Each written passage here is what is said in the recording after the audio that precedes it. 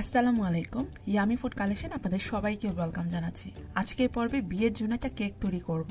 আর এখানে আমি বিয়ের জন্য কেক তৈরি করতে যা যা প্রয়োজন আমি প্রত্যেকটা রেসিপি এখানে শেয়ার করব।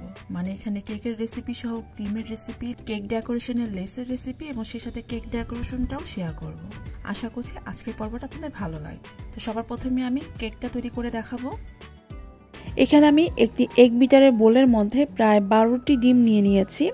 এখানে আমি ডিমের কুসুমটা আলাদা করিনি, দুটো একসাথেই নিয়েছি। তো এখন এটাকে বিটার মেশিনে সেট করে দিয়ে আমি এটা মেশিনটা অন করে দিলাম। তো কিছুক্ষণ একটু বিট করে নেওয়ার পর তারপর আমি এর মধ্যে চিনি অ্যাড করছি প্রায় 3 কাপ পরিমাণে। একদিক দিয়ে চিনি দিচ্ছি আর এদিক থেকে আর কি বিট হচ্ছে। তো এটা অনেকক্ষণ ধরে বিট করা হবে, প্রায় 15 থেকে 20 মিনিটের মতো বিট করে নেওয়ার পর যখন এই ডিমের কালারটা পুরোপুরি চেঞ্জ হয়ে যাবে, মানে এরকম সাদাটে ভাব হয়ে আসবে এবং এটা একটা ক্রিমি ভাব চলে আসবে, তো সে পর্যায়ে হচ্ছে গিয়ে বিটার মেশিনটা অফ করে দিতে হবে। এই যে দেখুন, এটা কিন্তু ঘন একটা ক্রিমি টাইপ হয়ে এসেছে। এখন এটাকে এক সাইড করে নিয়ে এর যে ড্রাই ইনগ্রিডিয়েন্টসগুলো আছে সেটাকে আর কি নিয়ে নিচ্ছি। তো আমি এখানে প্রায় 2 কাপ পরিমাণে ময়দা নিয়েছি আর সাথে দিচ্ছি 3 টেবিল চামচ কর্নফ্লাওয়ার বা কর্নস্টার্চ, আরও দিচ্ছি 3 টেবিল চামচ গুঁড়ো দুধ, আর দিয়েছি 1.5 চা চামচ বেকিং পাউডার। তো সব কিছু এখন ভালোভাবে চেলে নিচ্ছি। তো এরপর এটাকে মিক্স করে নিয়ে এক সাইডে রেখে দিলাম। এখন অন্য একটি বোলের মধ্যে আমি দুটো লেবু আর কি চিপে নিচ্ছি, মানে এখানে প্রায় 1.5 টেবিল চামচের মতো লেবুর রস হবে। আর এখানে লেবুর খোসার সবুজ অংশটা গ্রেট করে নিয়েছি, এটা প্রায় 1 টেবিল চামচের মতো হয়েছে। আর এখানে দিচ্ছি 3 টেবিল চামচ জেলি, এখানে আমি স্ট্রবেরি জেলিটা নিয়েছি। আর এই জেলিটা কিন্তু একেবারে পিওর জেলি না, এর মধ্যে স্ট্রবেরি কিছুটা আস্ত অংশ আর কি আছে। আর এখানে দিচ্ছি 1.5 চা চামচ স্ট্রবেরি ইমালশন, এটা আর কি কালার এবং ফ্লেভার খুবই সুন্দর একটা কাজ করে।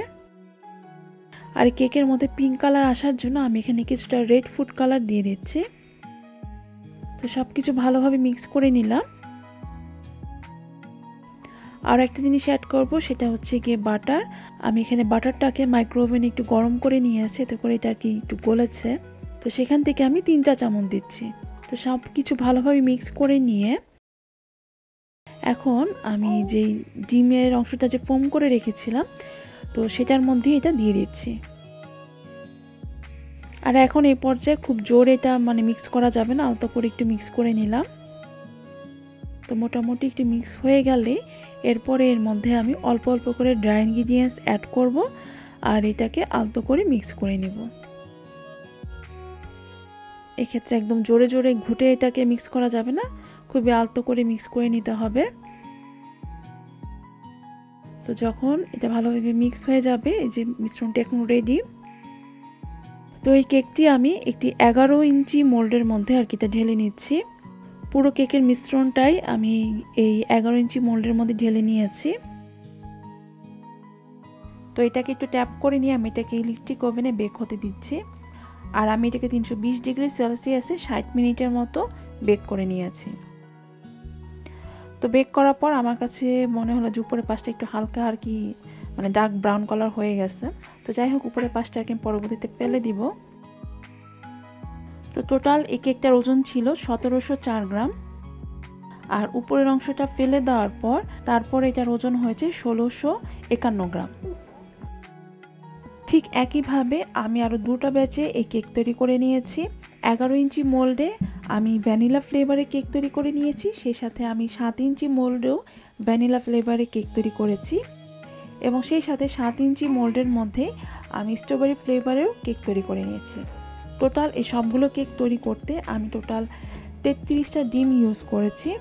টোটাল শুধুমাত্র এই কেকের ওজন হয়েছে 3971 গ্রাম, মানে অলমোস্ট 4 কেজির মতো।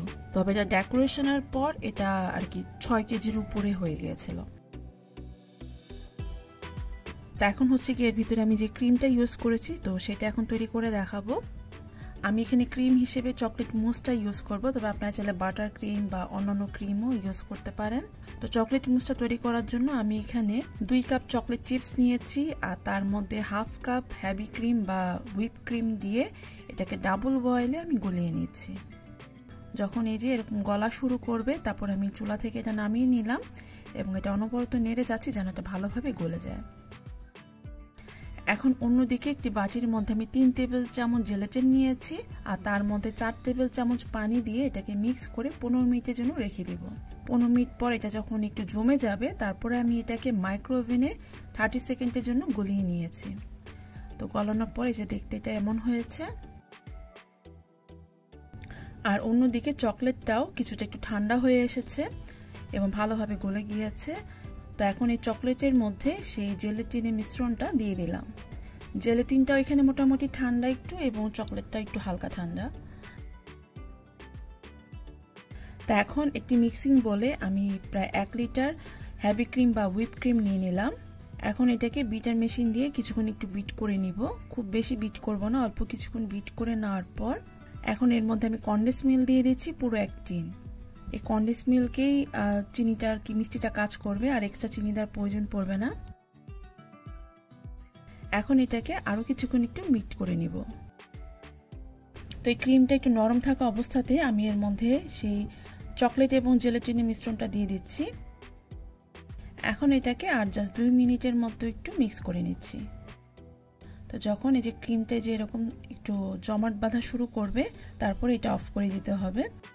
আর এটা কিন্তু খুব বেশি বিট করা যাবে না, তাহলে কিন্তু এই ক্রিম থেকে পানি ছেড়ে দিবে। আর এখন এটা যতটা নরম দেখাচ্ছে, এটা ফ্রিজে রাখার পর কিন্তু একদম খুব সুন্দরভাবে সেট হয়ে যাবে। আর আমার কাছে হলো বাটার ক্রিম বা অন্যান্য ক্রিমের থেকে এই মুস টাইপের ক্রিমগুলো আসলে বেশি মজা লাগে, মানে কেকের সাথে খেতে। আর যেহেতু এটা একটা বিয়ে বাড়ির জন্য কেক বানানো হচ্ছে, তো আমার কাছে মনে হলো যে অনেক গেস্টরাই তো খাবে, তো যেন সবাই খেয়ে ভালো বলে, সবার কাছে যেন ভালো লাগে, তো এই কারণে আমি মুসটা ইউজ করছি। তবে আপনারা চাইলে ওই যে বললাম বাটার ক্রিম বা অন্যান্য ক্রিম দিয়েও এই মানে কেকটা তৈরি করে নিতে পারেন। তো আমি হচ্ছে কি এক একটা লেয়ারে এক একটা কেক দিচ্ছি এবং সেই সাথে কেকের উপরে আমি সুগার সিরাপ দিয়ে ব্রাশ করে দিচ্ছি এবং এর মধ্যে কিছুটা স্ট্রবেরি জেলি দিয়ে এটাকে মানে মাখিয়ে দিচ্ছি। তো জেলির উপরে আবারও ক্রিম দিলাম, তারপরে আবারও কেক, এভাবে করে করে প্রত্যেক লেয়ারে লেয়ারে আমি কেকটাকে সাজিয়ে নিয়েছি।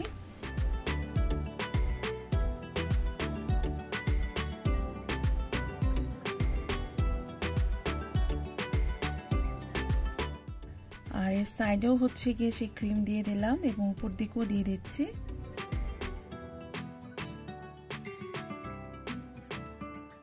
কেকগুলো খুব সুন্দরভাবে সেট হয়ে থাকার জন্য আমি এই ধরনের প্লাস্টিকের এই মানে কি বলবো কেক হোল্ডার বা এটাকে কি বলে আমি জানি না, তো এটা কিনেছিলাম, বাট এটা লাগানোর পর আমার কাছে খুব একটা ভালো লাগেনি, মানে এটা কেমন যেন উঠে উঠে আসে।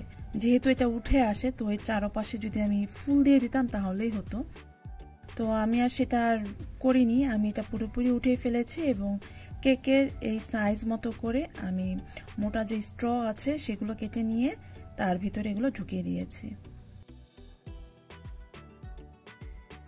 তো প্রথমে কেকটা আমি ক্রাম কোট দিয়ে তারপর কিন্তু এটা ফ্রিজে রেখেছিলাম। এখন হচ্ছে গিয়ে ফ্রিজ থেকে নামিয়ে এরপরে আমি আবার এর মধ্যে সেকেন্ড লেয়ার মানে ক্রিমটা দিচ্ছি এবং ক্রিমটা সব দিকে সমান হয়ে আসলে এরপর আবারও আমি এটাকে ফ্রিজে রেখে দিচ্ছি।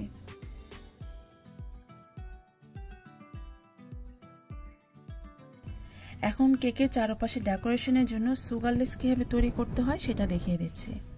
ফার্স্টে আমি এখানে একটি শুকনো বোলের মধ্যে 1 টেবিল চামচ সিএমসি পাউডার বা টাইলোস পাউডার নিয়ে নিচ্ছি, আর এখন এর মধ্যে দিচ্ছি ফুটন্ত গরম পানি হাফ কাপ পরিমাণে।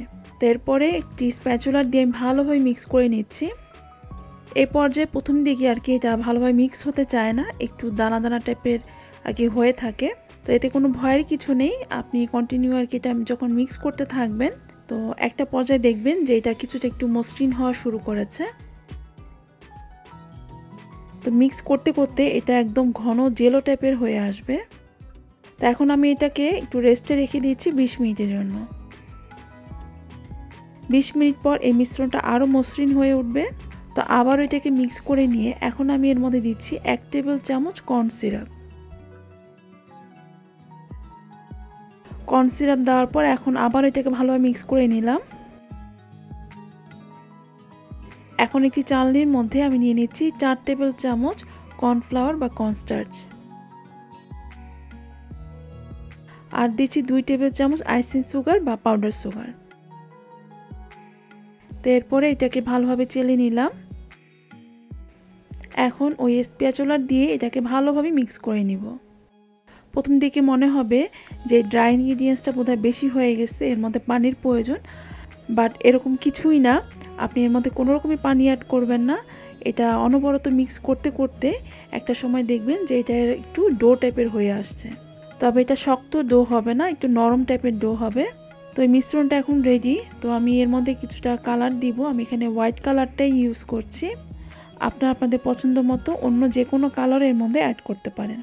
তবে খেয়াল রাখবেন এর মধ্যে জেল কালার বা অয়েল কালার অথবা আপনারা পাউডার কালারও ইউজ করতে পারবেন, তবে কোনো ক্রমেই এর মধ্যে লিকুইড কালারটা ইউজ করতে যাবেন না। তো কালার দিয়ে আমি আবার এটাকে ভালোভাবে মিক্স করে নিলাম। এই যে এটা এখন দেখতে যেরকম হয়েছে। তো লেসগুলো তৈরি করার জন্য আমি এখানে সিলিকনের এই লেসের এই প্যাডগুলো নিয়েছি। এই সিলিকনের মোল্ডগুলো আপনারা যে কোনো মার্কেটের বেকারি সেকশনে পেয়ে যাবেন। তো একটি প্যালেট নাইফের সাহায্যে এই কিছুটা ডোয়ের অংশ নিয়ে আমি পুরো এই মোল্ডটার মধ্যে ভালোভাবে আর কি মাখিয়ে দিচ্ছি।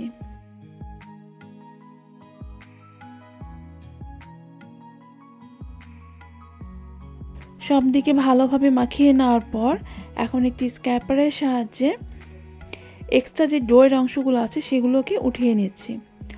অবশ্যই একদম ভালোভাবে এক্সট্রা অংশগুলো উঠিয়ে নিতে হবে, তাহলে কিন্তু লেসটা মানে শুকানোর পর দেখতে খুব সুন্দর লাগবে। আপনারা চাইলে এটাকে ওভেনে 120 ডিগ্রি সেলসিয়াসে প্রায় 5 থেকে 7 মিনিটের মতো বেক করে নিতে পারেন, তাহলে এটা আর কি শুকিয়ে যাবে। তবে আমি আর তা করিনি, আমি ফ্যানের বাতাসে এটাকে শুকিয়ে নিয়েছি। আমার এটা শুকাতে প্রায় 5 থেকে 6 ঘন্টার মতো সময় লেগেছে। তো শুকানোর পরই এই যে আমি আস্তে আস্তে এটাকে আর কি উঠিয়ে নিচ্ছি। আর এটা উঠানোর সময় খুবই সাবধানতার সাথে এটাকে উঠিয়ে নিতে হবে, তা না হলে মানে তাড়াহুড়ো করলে এটা আর কি ভেঙে যাবে লেসগুলো। অনেকে আছে বলে থাকে যে এই লেসটা মানে ওভারনাইট রেখে দিলে তারপরেও মানে উঠানো যায়, বাট আমি মানে ওভারনাইট রেখে মানে অনেক বেশি টাইম রেখেও দেখেছি। বেশি টাইম রাখলে যেটা হয় যে লেসগুলো ভেঙে ভেঙে যায়। এই যে দেখুন এই লেসগুলো কিন্তু ভেঙে গিয়েছে। তো এর জন্য যখনই মনে হবে যে লেসগুলো শুকিয়ে গেছে তো তখনই সাথে সাথেই লেসগুলোকে উঠিয়ে নিলেই ভালো হয়। আর লেসগুলো সংরক্ষণ করার একটা পদ্ধতি হচ্ছে লেসগুলো শুকিয়ে যাওয়ার পর তারপরে একটি পলি ব্যাগের মধ্যে এভাবে ভালোভাবে আর কি মুড়ে রাখতে হবে। আর লেসগুলো ফ্রিজে রাখার দরকার নেই, এগুলো রুম টেম্পারেচারেই ভালো থাকে।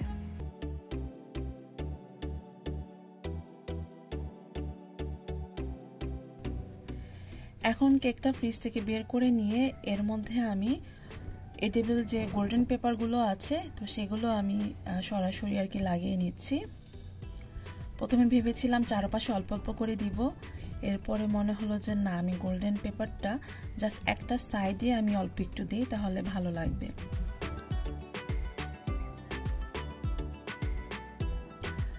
আর সে সাথে এটার চারদিকে হচ্ছে কি আমি লেস লাগিয়ে দিচ্ছি, যে লেসটা একটু আগে তৈরি করেছি।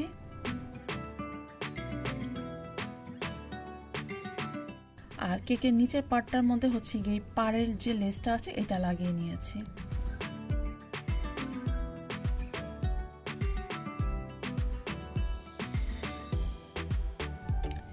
এটা ছিল সবচাইতে হার্ড পার্ট আমার জন্য।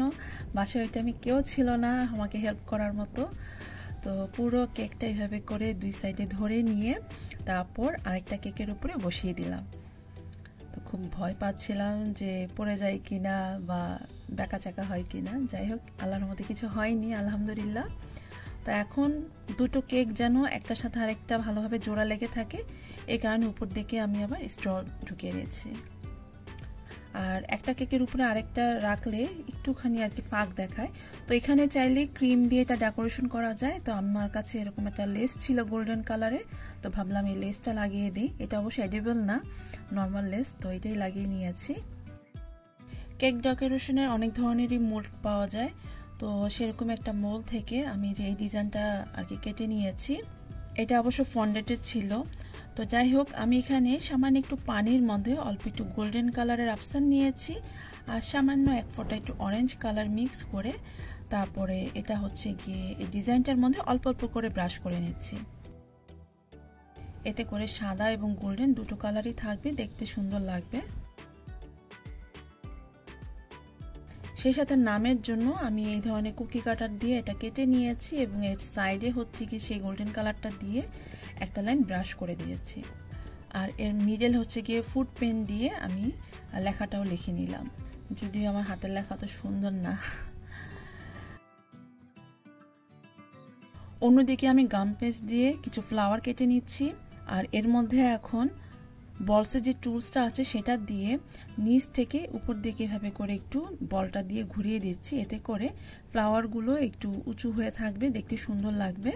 তো এইভাবে করে করে নেওয়ার পর প্রত্যেকটা ফুল এই চামচের মধ্যে কিছুক্ষণ রেখে দিতে হবে, যাতে করে এটা শুকালেও পাপড়িগুলো যেন একটু কার্ভ হয়ে থাকে। আর এখানে আমি হলুদ রঙের গাম পেস্ট থেকে এরকম ছোট ছোট করে ফ্লাওয়ার কেটে নিচ্ছি। তো এই এক একটা বড় ফুলের মাঝে এই ছোট হলুদ ফুল লাগিয়ে দিলাম। আর গাম পেস্টের রেসিপি আমি এর আগে দেখিয়েছি, রিসেন্টলি হলুদের যে কুলা শেপের যে রেসিপিটা শেয়ার করেছি সেটার মধ্যেও আছে গাম পেস্টের রেসিপি। তো আমি সেগুলোর লিঙ্ক নিচে ডিসক্রিপশন বক্সে দিয়ে দিব। তো একে একে হচ্ছে গিয়ে আমি এগুলো কেকের মধ্যে আর কি এই ক্রিম দিয়ে বসিয়ে দিচ্ছি।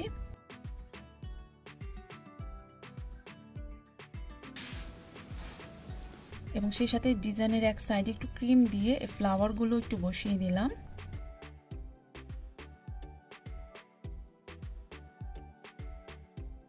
ফ্লাওয়ারগুলোর মাঝখানেও একটু গোল্ডেন কালার দিয়ে দিচ্ছি।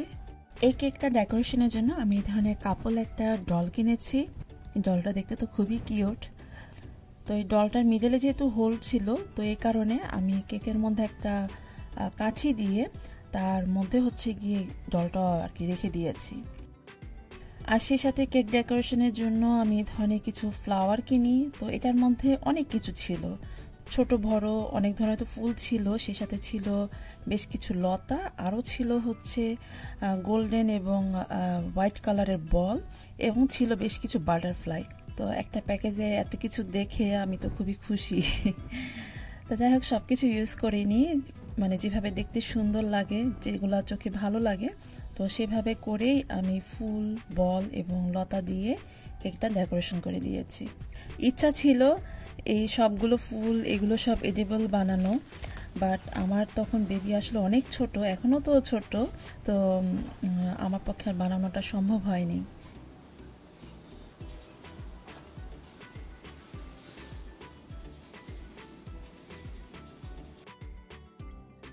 এবং লেস দিয়ে আমি বেশ কিছু বাটারফ্লাই বানিয়েছিলাম, তো সেগুলো হচ্ছে কি উপর দিকে দিয়ে দিচ্ছি এবং উপর দিকে হচ্ছে কি বেশ কিছু এডিবল বল এবং কিছুটা গোল্ডেন কালারের অপশান ছিটিয়ে দিচ্ছি।